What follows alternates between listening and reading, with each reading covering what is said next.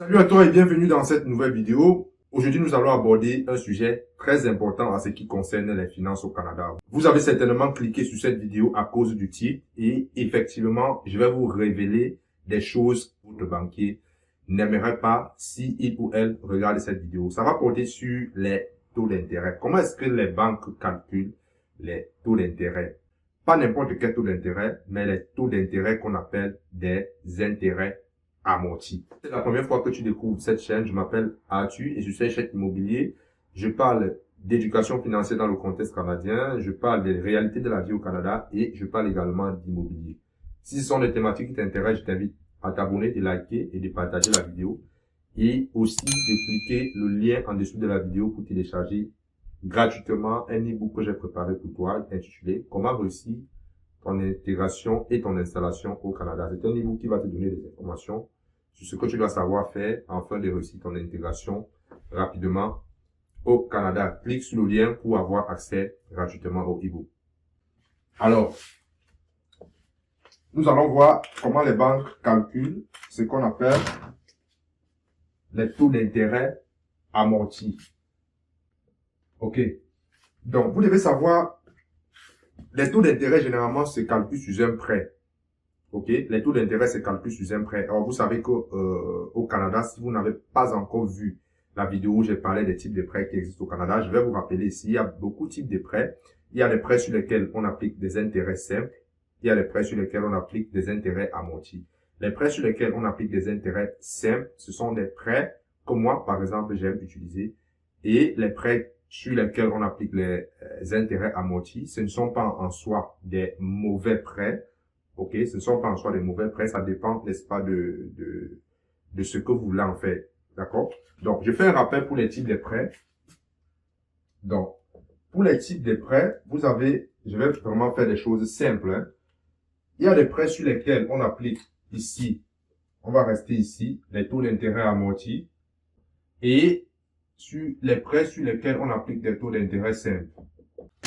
Pour les taux d'intérêt simples, par exemple, votre carte de crédit, tout ce qui est carte de crédit, on applique des taux d'intérêt simples. J'ai fait une vidéo où je parlais de comment se calcule ce type de taux d'intérêt. Je vais mettre le lien ici et vous allez aller voir. Et si vous n'avez pas compris, je vais mettre un formulaire en dessous de cette vidéo. Ça, c'est un rappel, une information que je profite pour passer. Je vais mettre un formulaire en dessous de cette vidéo. Si vous avez des questions liées aux finances au Canada, si vous avez des questions liées, n'est-ce pas, au fonctionnement du système bancaire canadien, tout ce qui a trait aux finances au Canada et à l'investissement, notamment l'investissement immobilier.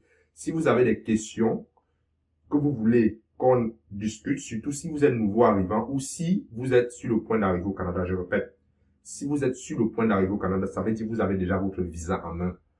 Vous remplissez ce formulaire, vous posez vos questions et je ferai des vidéos pour expliquer parce que le but ici, c'est d'éduquer la communauté des personnes immigrantes au Canada à les questions liées aux finances. C'est très, très important parce que nous sommes très absents dans les endroits où on parle de finances. Nous sommes très absents. Je fréquente des milieux ici où on parle de finances, on parle d'argent, on parle d'immobilier.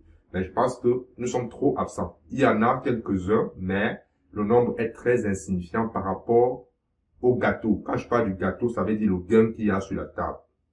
OK? Donc, vous allez remplir le formulaire et je vais faire des vidéos là-dessus pour éduquer, pour qu'un grand nombre de personnes soient informées des différentes possibilités qu'on peut faire et au Canada et à l'extérieur, c'est-à-dire les gens qui veulent investir au pays, qui ont des projets. Je vais partager des informations qui vont vous permettre d'aller chercher, d'utiliser le système bancaire canadien pour, n'est-ce pas, saisir les opportunités. Moi, j'en ai utilisé, j'ai saisi les opportunités ici et n'est-ce pas, au pays. Ce sont les choses que je vais partager sur cette chaîne. D'accord. Donc, je reviens au sujet, fin de la parenthèse. Les cas de crédit, les marges de crédit. Les marges de crédit, c'est qu'on appelle aussi les lignes de crédit. Marge de crédit ou ligne de crédit, c'est la même chose. OK, il y a aussi ce qu'on appelle les marges de crédit hypothécaires. Marge de crédit hypothécaire. On applique le taux d'intérêt simple. Maintenant, pour les taux d'intérêt amorti, c'est par exemple, vous avez par exemple un prêt automobile. Lorsque vous prêtez une auto, on vous applique ce qu'on appelle un taux d'intérêt amorti. Lorsque vous faites un prêt étudiant, lorsque vous faites ce qu'on appelle un prêt personnel, lorsque vous faites vous achetez une maison, vous prenez une hypothèque, on applique et beaucoup d'autres prêts.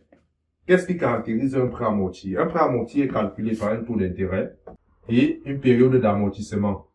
Donc, si vous êtes néophyte, c'est-à-dire vous ne connaissez pas certains termes, n'est-ce pas, du domaine financier, il faut déjà connaître, parce que avant même de commencer à vous intéresser à votre éducation financière au Canada, le vocabulaire est important. Je vais écrire ça ici. Le vocabulaire financier est important.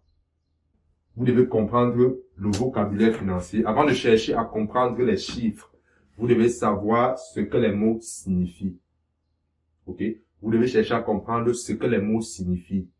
Dépendamment du secteur dans lequel vous voulez. Par exemple, si vous voulez investir en immobilier, vous devez connaître le vocabulaire du secteur immobilier. Si vous voulez investir en bourse, vous devez connaître ce vocabulaire. Si vous voulez, bref, vous devez connaître le vocabulaire. Ok? Les personnes qui sont éduquées financièrement, les personnes qui ne sont pas, la première base, c'est le vocabulaire. Donc, vous devez chercher les mots comme amortissement, taux d'intérêt, hypothèque, marge de crédit, ce qu'on appelle une débenture, ce qu'on appelle une balance de prix de vente. Bref, vous devez connaître tout ce langage dans le jargon, ce qu'on appelle avance sur solde, ce qu'on appelle solde. Bref, vous devez connaître tout ça. Ok? Donc, concrètement, comment est-ce qu'on calcule le taux d'intérêt amorti? Donc, nous allons donc prendre un exemple. Ok? Nous allons prendre un exemple pour illustrer ça, pour que vous compreniez ce que les banquiers, n'est-ce pas, n'aimeraient pas que vous sachiez, ou alors les conseillers que vous rencontrez souvent dans des banques, soit ces conseillers-là ne connaissent pas ce que je vais vous expliquer ici, et il faut le savoir. Tous les conseillers, lorsque vous appelez dans une banque ou lorsque vous rencontrez un conseiller, tous ne sont pas au courant des choses que je vais vous apprendre. Parce que vous devez, lorsque vous appelez, n'est-ce pas, le service à la clientèle d'une banque, les personnes qui vous répondent sont des personnes qui ont des scripts, ont déjà tout prédéfini devant eux. C'est un peu comme des robots, c'est automatique. Ok? C'est automatique. Donc, vous devez vous éduquer financièrement pour, n'est-ce pas, être capable face à un votre banquier, face à un conseiller bancaire, de le challenger. Si vous ne challengez pas, vous serez obligé d'accepter ce qu'on va vous proposer. Et généralement, les banques vous proposent des produits ou des services qui sont avantageux pour eux et pas pour vous. Il faut retenir ça. Lorsque vous allez à la banque, vous ne savez pas ce que vous voulez exactement. Ok? Vous ne savez pas ce que vous voulez exactement. Les banques auront tendance à vous proposer des choses qui ont plus d'avantages pour elles que pour vous. C'est pour cette raison que vous devez vous intéresser à tout ce qui concerne les finances au Canada. Donc, je vais prendre un type de prêt. Ok? Je vais prendre par exemple les prêts étudiants. Les prêts étudiants. Les prêts étudiants, ce sont des prêts, pour moi, qui sont des prêts dangereux. Dangereux dans quelle mesure? Dangereux dans la mesure où vous prenez de l'argent. Je vais prendre un exemple. Disons, vous voulez aller étudier, je ne sais pas n'importe quoi. Vous prenez un prêt de 70 000 $. Vous prenez un prêt de 70 000 $, disons, à un taux d'intérêt, on va prendre 10%. Ok? Amorti, on va dire sur 10 ans.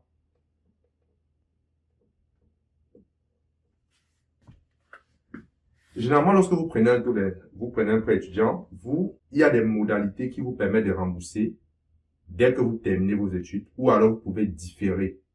Ça dépend. Je n'ai jamais pris, mais j'ai lu énormément là-dessus. Soit vous différez. Admettons que vous avez pris l'option où vous terminez vos études et vous commencez à rembourser. Donc, moi, j'ai fait des calculs, ok? Moi, j'ai déjà fait des calculs. Si vous allez sur Internet, vous calculez, vous tapez, écoutez très bien ce que je vais dire, calculatrice avec amortissement.